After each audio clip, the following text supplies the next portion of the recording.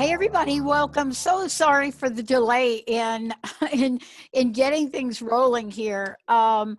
Just like all of you are experiencing this new online digital world. You know, for those of us that have been around for a while doing this, we never could have anticipated the kind of, how should I say it, the kind of interaction that we would have. You know, today, I know those of you that are watching on Facebook, you're probably just seeing a couple of still images. Well, we have to figure that out. But you know, it has to do with what it is about fear and what's happening with fear and extra precautions or things that are happening. I think we're all on the edge of, my friend likes to say, we're on that pinnacle, that place where we forget to trust. But today, Tanis McRae is joining me here today because we're going to get excited about fear. And there's a reason to get excited about fear.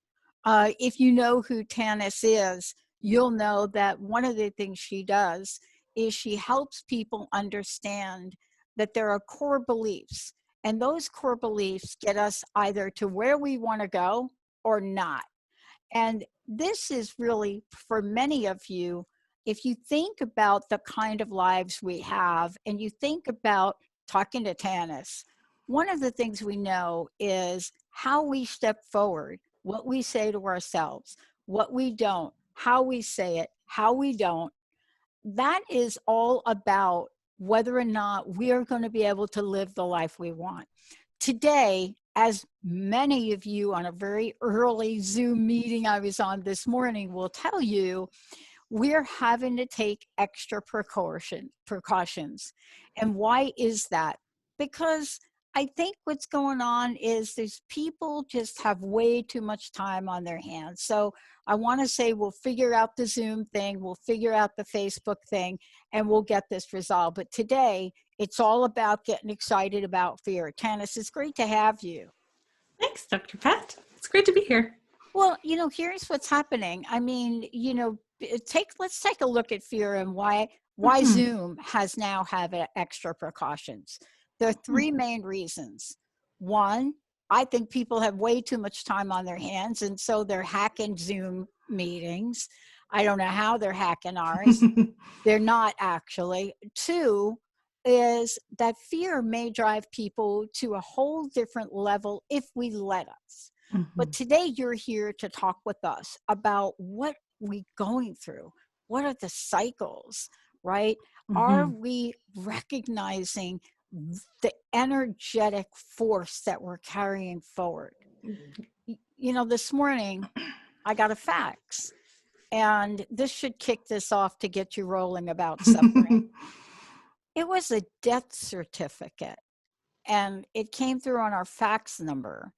And I got it, and I think it was wrong. I think it came to the wrong place.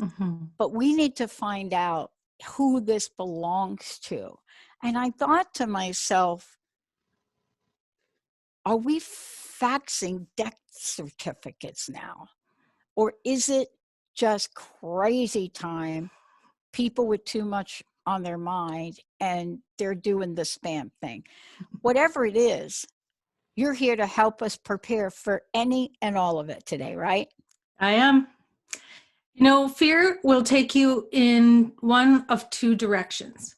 It will take you deeper into the shadow or deeper into the fear, or it will open a doorway that says, you know, do you feel safe? Do you know what safe feels like? Right? So you can use the fear to then pull you further into the manifestation of fear. And there's nothing right or wrong with that. It just gives you the death certificates and the hacking, and it gives people sort of exasperating or expanding that fear. And it just builds on itself like a snowball, right? So you go deeper into fear and feel less and less and less and less safe. Or you go, that's what getting excited about fear. I know when I told my husband that was what I was going to call this, he was like, what? Like, people don't want to hear that. And I'm like, but the thing is, you can't throw mud in a mud puddle and get a smaller mud puddle. Right? Right. So you've got to counter the energy with some higher, faster vibration. So if you start to get excited about your fear, like, oh, I don't feel safe. And I'm going to disclaimer here, giant disclaimer with lots of asterisks. I'm not talking about physical fear. I'm always talking about emotional, mental, and spiritual. Thank you. Yes, physical is a whole other tangible space. You do not want someone hacking into your system. That's a physical, tangible abuse, right? That's right. That's so right. I am never, I mean, I don't work in the realms of that sort of physical. I'm not a policeman or a doctor or any of that. I deal in the emotional realm and the mental realm and the spiritual realm, but mostly the emotional realm. Now, most people don't feel emotionally safe, and they don't know how. They don't know how to feel emotionally safe. Can I witness someone having an emotion and feel safe? That's the question. Nobody grows up with that. Nobody grows up with the idea I can watch somebody be angry and feel safe at the same time. Get this story. I want you to comment on this, because remember what we're talking about here, getting excited about fear.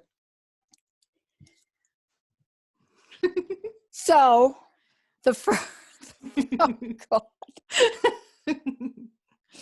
So the first time I brought home a partner to my Italian family, right, for a Sunday dinner. Now, I'm not saying all y'all don't email me and say, oh, my Italian family is not like yours. Okay. It may be and it may not. But you know, Tanis, everything from the movies that you see, right? Everything you see with the people around the table and the food flying and the meatballs are done too much and the pasta's overcooked and, you know, Italian cuss language, Zambuca, espresso, everybody talking at the same time, right? And they turn to the person you brought and say, hey, what's up with you? What are you doing at the dinner? Are you a family member? How did you get here? I mean, there's a sense of fear that could come from an experience like that. Nobody threw any meatballs. No, okay. Nobody got hit with the meatballs. But we all have different ways of expressing ourselves. That's right. Do we get ramped up in times when they're global? Absolutely. Collective and global. Because now, again, you remember you're at all times operating from three focuses: individual focus, collective focus, universal focus, right? So whatever you put your attention on and your intention on is what you will experience, right? So fear really is a safety issue. Okay. So it's always a safety issue. We're right now collectively in a deep safety issue. You know, this is the core of our humanity. We're hitting the root chakra of humanity here. We're all dancing around in the root chakra here of safety and security. So my point is, you can look at the fear and say, will I let this become even bigger of a safety issue and go deeper into it and troll and, you know, hack Zoom? Or will I go, here's a doorway to how can I feel safe? Because I know fear is being brought up every day. And now almost in every moment, if you're, you know, there's no, unless you isolate yourself from it, you can watch it 24/7. You can watch fear now 24/7. Now, fear is like a magnet. So when you start feeling and seeing and observing fear, everything you've ever feared in your life starts bubbling up like bubbles to the bottom of your soda, right?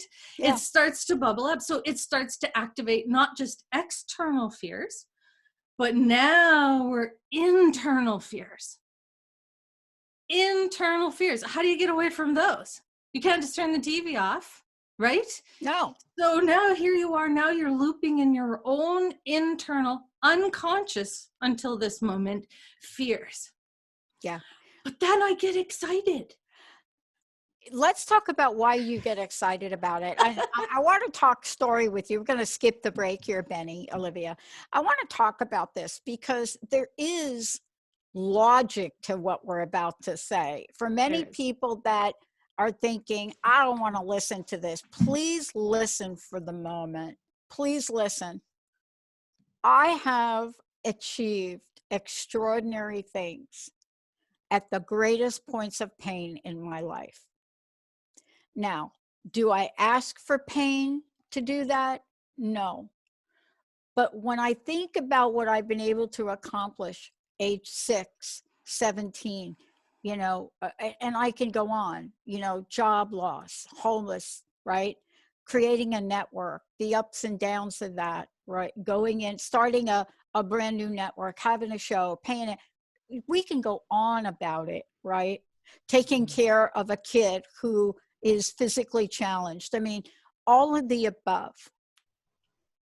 But don't you think at some level, if we would only realize that inside of us, we have this innate ability to rise up like the phoenix? We do. And the thing is, if you wait until it's saturated and you're forced to move forward, which is good. I mean, nothing motivates you like pain and fear. Good motivators.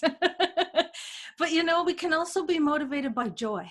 We can be motivated by happiness. We can be motivated by other things. We can look. And I mean, I think our whole creative arts, our whole music, everything is coming out of the motivation from a very saturated experience of fear, of anger, of hurt, of sadness, of grief.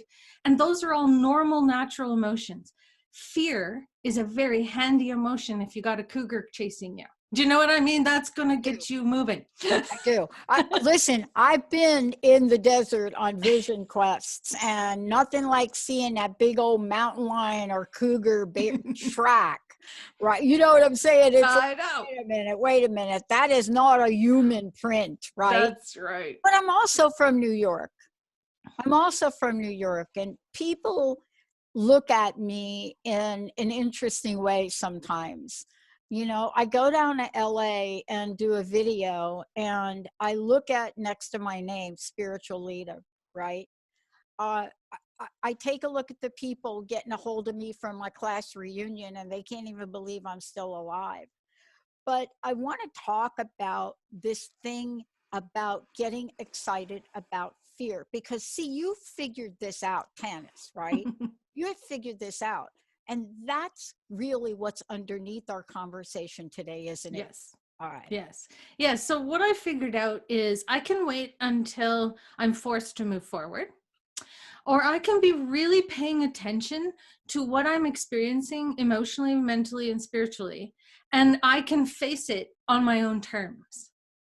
So I find, okay, this is discomfort. Discomfort's probably the best word for me. So when someone hurts my feelings or I get afraid, instead of reacting to it, my favorite thing to do is to get curious. I think curiosity is an incredible tool. So all of a sudden I'm like, well, why does that hurt my feelings? Why does that make me feel afraid? Like what's behind that? What happened in my past that makes me still feel afraid? Because emotional memories are not something you can remember. All emotion is something you are experiencing. You can't remember an emotion.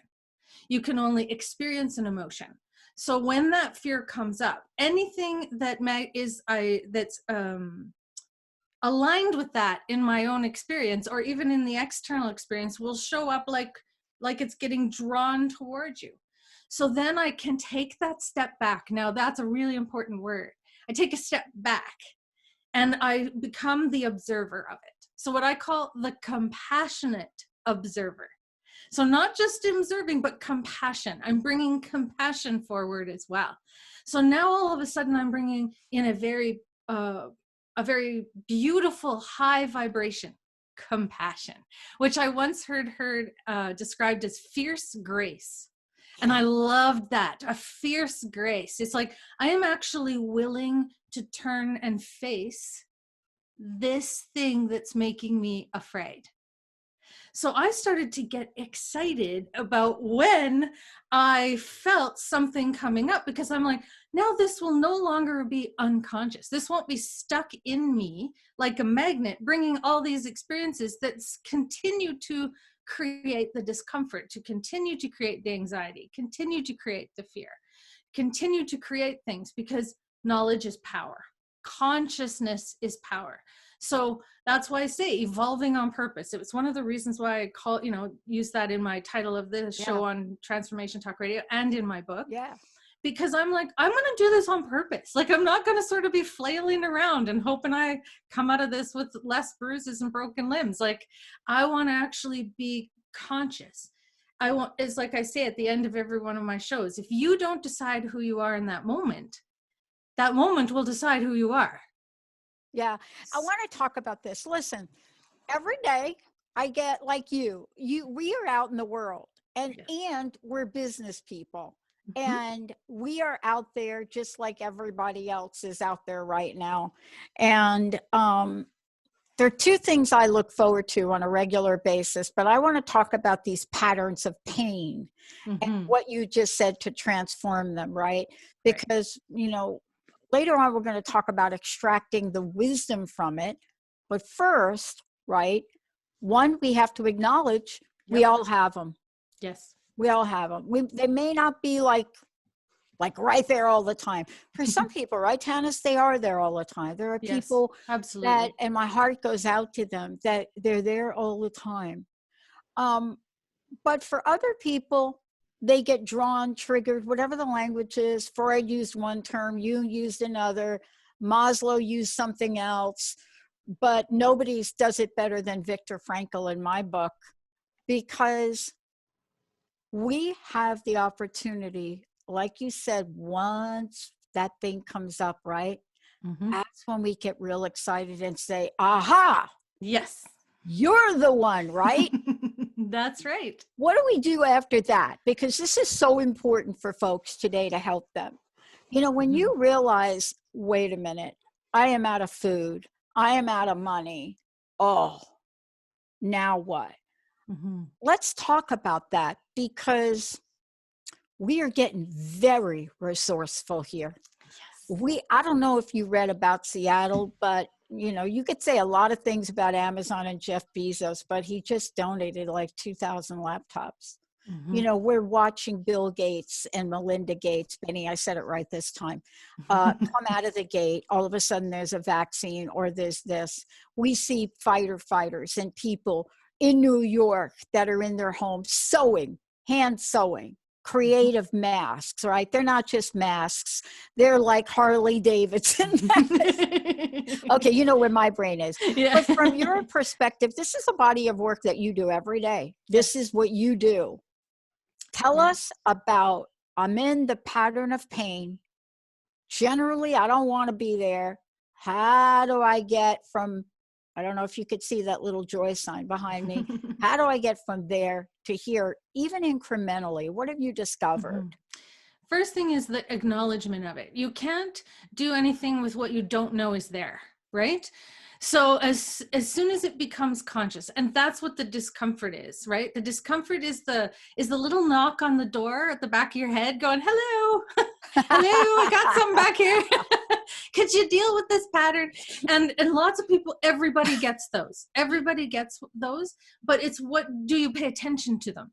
Now, what we're experiencing right now is the perfect opportunity to pay attention to them, because the reason why most people don't catch that little knock at the back of the door until, I always say there's a nudge, nudge, nudge, shove. So you don't hear the 3 nudges that your psyche was giving you. And the reason why is because we're so distracted.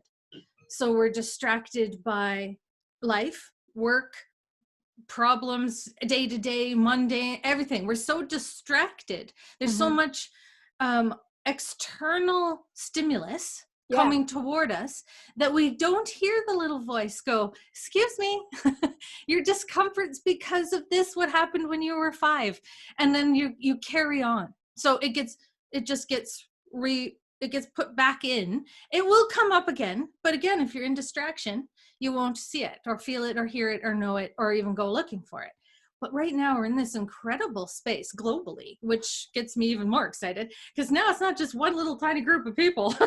Well, I mean, let's take this situation right here.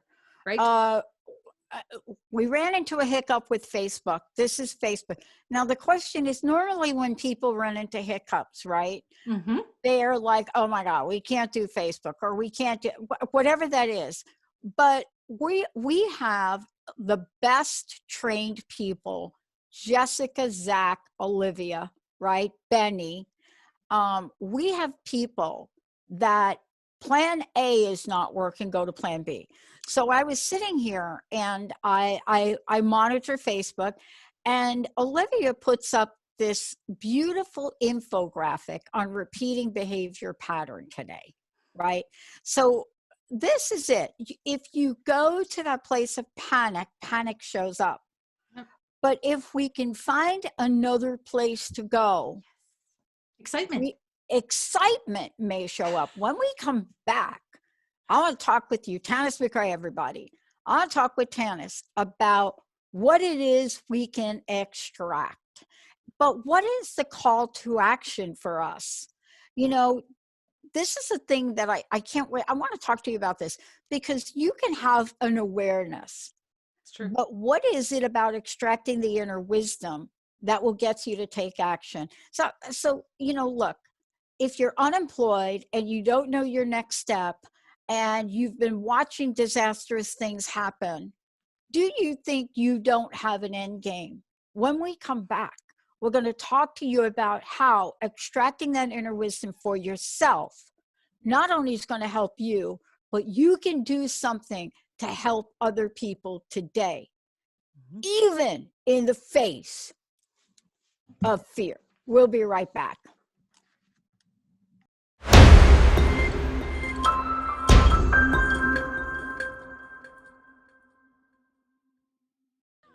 I'm loving it, Benny. Thank you. Christina Aguilera got the Crust Busting Award. And by the way, we are getting ready to do that again. Olivia, I forgot to tell you, I have one more website for you to work on, the Crust Busting site. Hey, everybody, Tanis McRae is in the house. I love this. Listen to this show, getting excited about fear. And I want to go back with a caveat right away. And I want to say, we are not talking about physical fear because, look, I grew up in New York. I know physical fear. Many of you know physical fear. That is not what we're talking about today. Before we kind of kick it up now and talk about extracting inner wisdom and what to do next to really accelerate are good. How do people find out about you? You've got a 6-week online course. You've got a whole lot of other things. You've got mentoring programs. You work with people custom to custom, one-on-one. No one size fits all for you. But how do people get any or all of that? Well, Tanis Central, www.tanismcrae.com, McRae, MCRAE.com. And that's where you'll find my workshops. You'll find how to access my book. You can access my workshop. So I have a workshop coming up at the end of April. It's perfectly timed. I didn't do it on purpose, but it is on purpose. It's called Walking Through Shadow. And it's basically about that fear is safe, vulnerability is safe, and it's about moving through your fear without being afraid.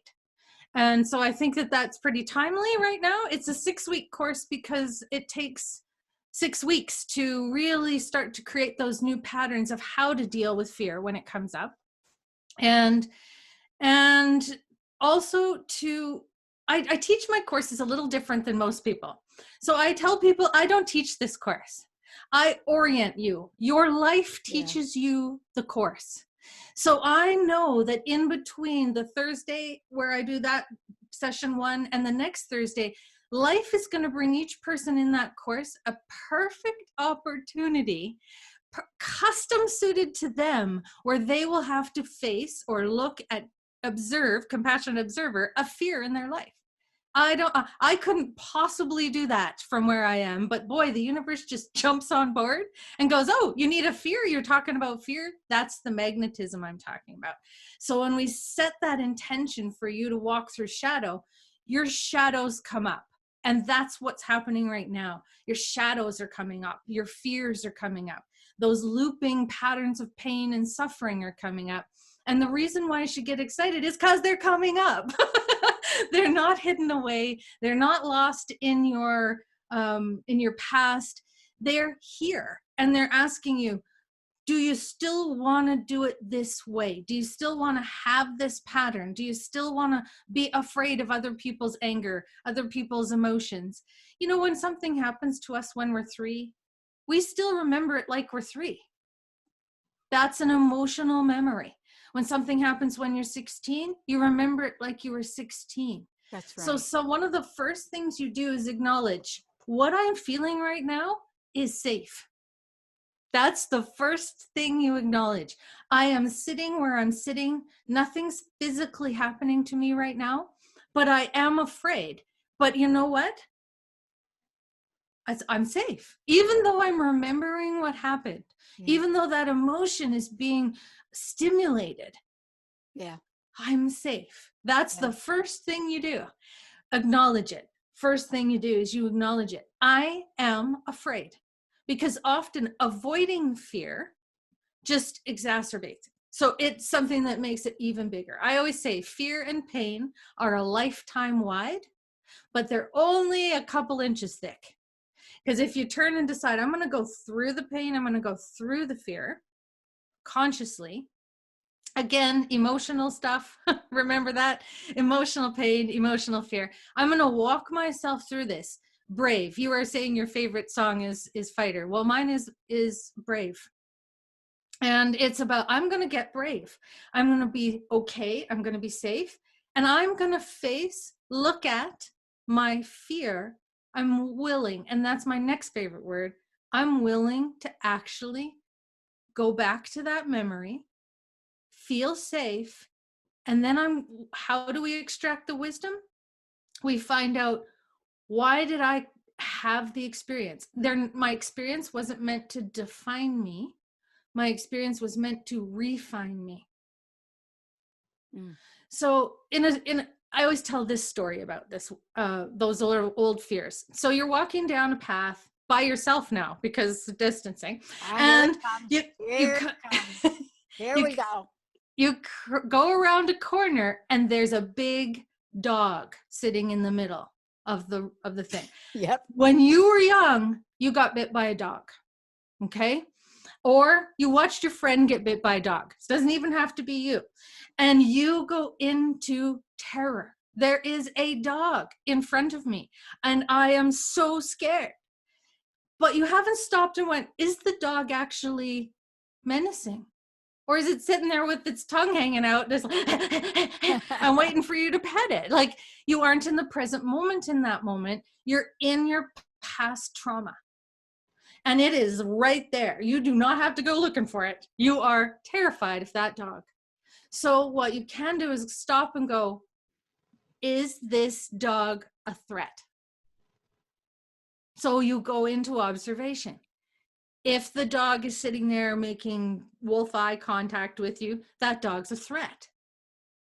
But if that dog's just, and it's just fine, you can then make another decision, because now you're not just reacting to that old emotional memory.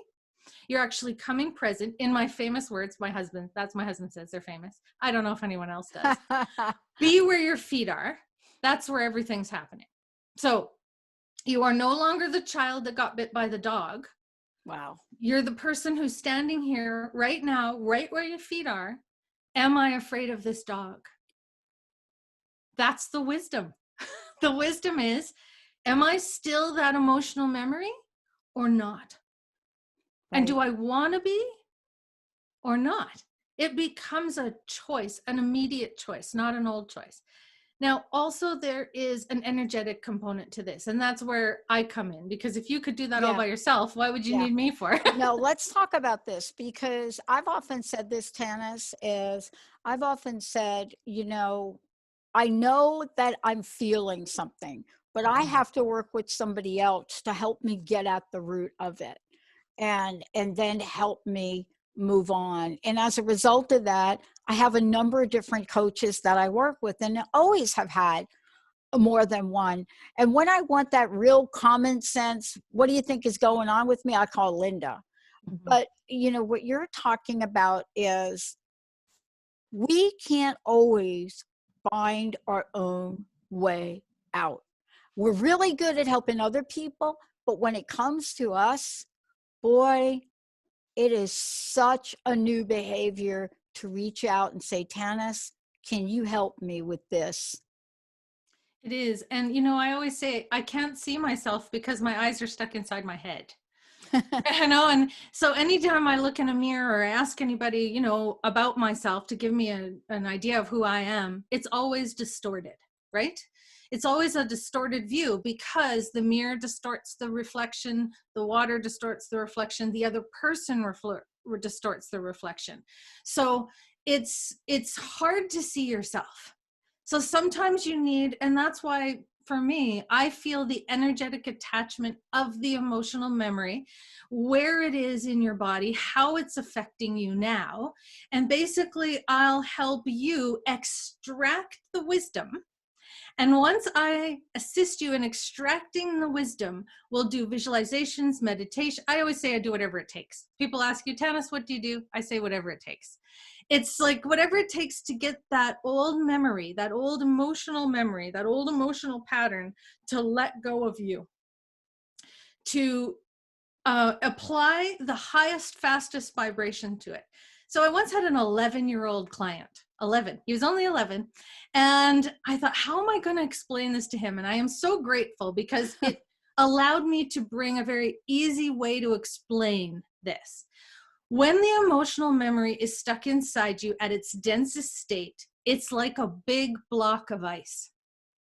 It's really heavy. It's really inflexible. It's cold. It bugs you. If you have to hold that all the time, that's not fun. It's a giant block of ice. Okay, that real dense memory. So what we do is we apply higher, faster vibration, understanding, compassion, gratitude, perspective. We're just going to look at it Yeah. from a different point of view. That melts the ice because it's a high, fast vibration, just like heat, right? Yeah. Yeah. So it melts it into water. Well, that's a lot better. There's a lot more flexibility, a lot more flow. That water, I can move around in this a lot better. Well, I'm not going to stop there. I'm going to apply even higher, faster vibration, more heat to it. I'm really going to embrace this. I'm going to say, who do I want to be in this? And it becomes steam.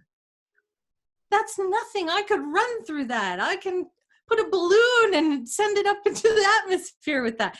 I mean, so we can take these really dense, heavy experiences that are like ice in your systems, Yeah. and we can apply that higher, faster vibration until it's not a problem anymore. I just went through this and I want to give people like real examples, right? Because we're living now in a really different kind of deal, right? Yes. Some people are getting up, they're getting out, they're walking with their kids, they're doing things to keep moving. But for the most part, unless you're living maybe in some state in the total Midwest, almost everybody else is like, you need to stay in your house. Our governors are like, stay inside for the most part, right?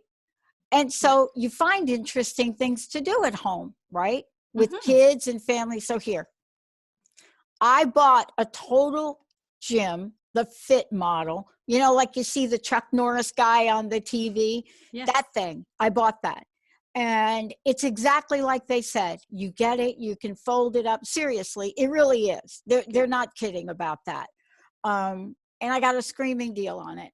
And I've had it laying in I can't show, if we were on Facebook, I would actually show it to you right now. But it's laying out here and it's been laying out there for a while. And I haven't been able to play ping pong. but somehow I haven't used it. Why? What am I afraid of? I'm not a lazy person, but I'm not going to be able to do it. I've just let myself, haven't played ping pong. I've kind of da. So I had to break it down in steps. And this is what I want you to talk about for us. You know, we can rise up like the phoenix, but even the phoenix had to build up momentum. If you ever see any kind of show about the phoenix, it's not like boom, except if you're the dark phoenix. That's like an X-Men reference. But first thing, pulled it out, opened it up. Thing two, got on the YouTube at home and I pulled up, okay, training.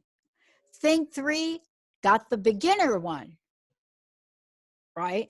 Mm-hmm. And then I had to make a decision. Tanis, I had to say, it's okay if I don't get through the whole thing. Yes. It's okay if I can't keep up with the fitness dude on the TV and these other two people that maybe have maybe a quarter of a inch of fat. But isn't that the work you do to help people, right? Isn't Right. it inner wisdom, take action, inner wisdom, take action? Tell Right. us about that, because now we're stepping into the conversation about fear is safe. That's right. How do we get in the game? Well, first thing you do is recognize that you're a human being and you've had all sorts of experiences. And those experiences do affect you. How couldn't they? I mean, they do. And your willingness to go in and go, but how is it affecting me? I know it did, but is what that happened in the past still stopping me now? Is it stopping me from taking that machine out? Was my fear of failure from when I was a child stopping me from taking that exercise machine out of there? Yeah. Yes. Right. So right. then now all of a sudden, so you think right now you just don't want to exercise. That's not true. Right. That's not even a little bit true. You love to exercise. So there's this confusion. And you're like, but what you don't see is that there's this little girl going, but if I get on there and I fail, then what? Then I'm not worthwhile. People are going to judge me. People are going to say, well, you're not good enough. And all of that from your past was tied up in an exercise machine. Yeah. And so instead you said, no, I'm not going to allow that to happen right now. I'm going to walk. If I don't get through it, I'm still going to love me. Like, that's huge. That's a quantum leap. That's saying, I'm not going to let that little girl's experience, that ice cube, that giant ice block, decide about what I want to do right now. And that's the magic formula. It truly is finding a different perspective, looking at it differently. I say our whole energy field is full of these experiences.